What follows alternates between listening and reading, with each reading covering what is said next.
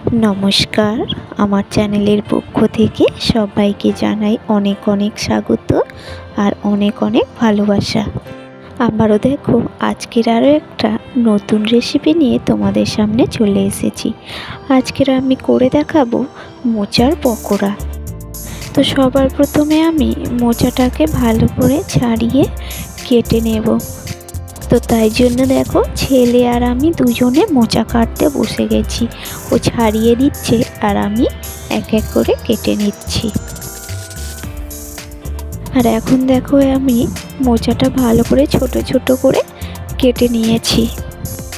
আর এখন আমি মোচাটা নুন হলুদ দিয়ে ভালো করে সেদ্ধ করে নেব। তো মোচার সাথে আমি আলুও কয়েক টুকরো সেদ্ধ করব, তাই আলুগুলো টুকরো টুকরো করে নিলাম। আমার সমস্ত কিছু কাটা হয়ে গেছে। এবার আমি প্রেসার কুকারে এক এক করে দিয়ে দিচ্ছি, দিয়ে 2 থেকে 3টে সিটি মেরে নামিয়ে নেব।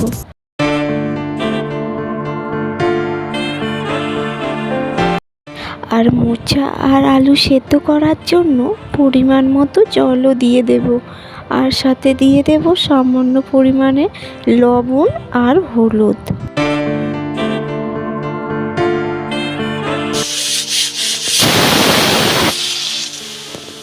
আর মোচাটা সেদ্ধ বসিয়ে দিয়ে এখানে আমি আদা আর রসুন চপ করে নিচ্ছি। এটা হচ্ছে চপার মেশিন। আদা রসুন খুব পেস্টও হবে না আর খুব গোটা গোটাও থাকবে না। তো যাই হোক, তারপরে দেখো মোচাটা সেদ্ধ হয়ে যেতে নামিয়ে নিয়ে জল ঝাড়তে দিয়ে দিয়েছি। এবার আমি গ্যাসেতে একটা কড়াই বসিয়ে দিয়ে তেল গরম করতে দিয়ে দিয়েছি। আর তেলের মধ্যে সামান্য কালো জিরে দিয়েছি, দিয়ে তার উপরে পেঁয়াজ কুচি দিয়ে দিয়েছি। দিয়ে এবার ওটা ভালো করে একটু ভেজে নিতে হবে।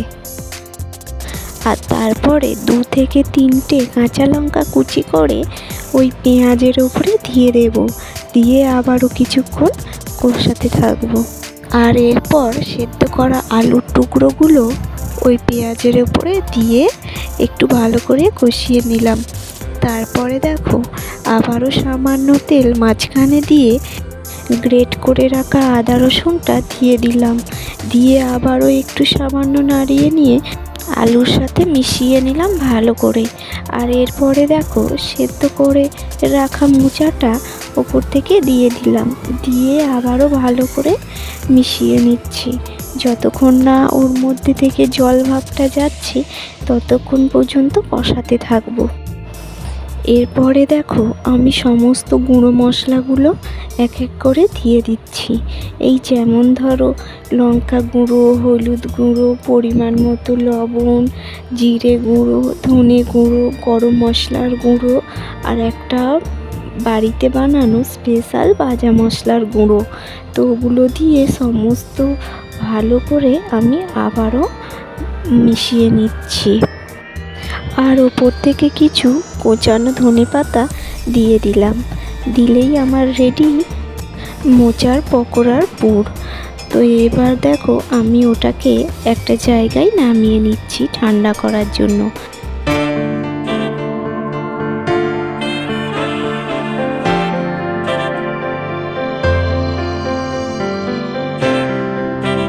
ঠান্ডা হয়ে গেছে। এবার আমি অল্প অল্প করে বেসন দেবো আর মাখাতে থাকবো। যতক্ষণ না ওটা টাইট হচ্ছে ততক্ষণ অল্প অল্প করে বেসন দেবো আর মাখাতে থাকবো। তারপরে দেখো আমার বেসন দিয়ে মাখানো হয়ে গেছে। এবার আমি হাতে সামান্য পরিমাণ তেল মেখে নিয়ে ওই মোচাগুলো বল বল আকারে করে নিচ্ছি, মানে পকোড়ার আকারে করে নিচ্ছি।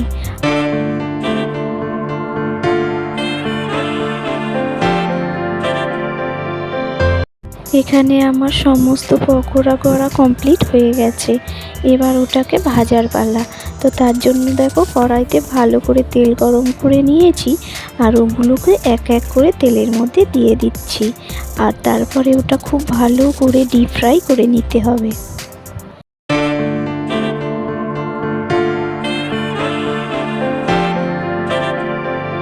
খুব খুব ভালো করে লাল লাল করে ভেজে নিয়েছি। এবার আমি ওগুলো তুলে নিচ্ছি, আর এরপরে যেগুলো আছে সেগুলো আবারও তেলের মধ্যে দিয়ে দেব। তো দেখো বন্ধুরা কেমন হয়েছে।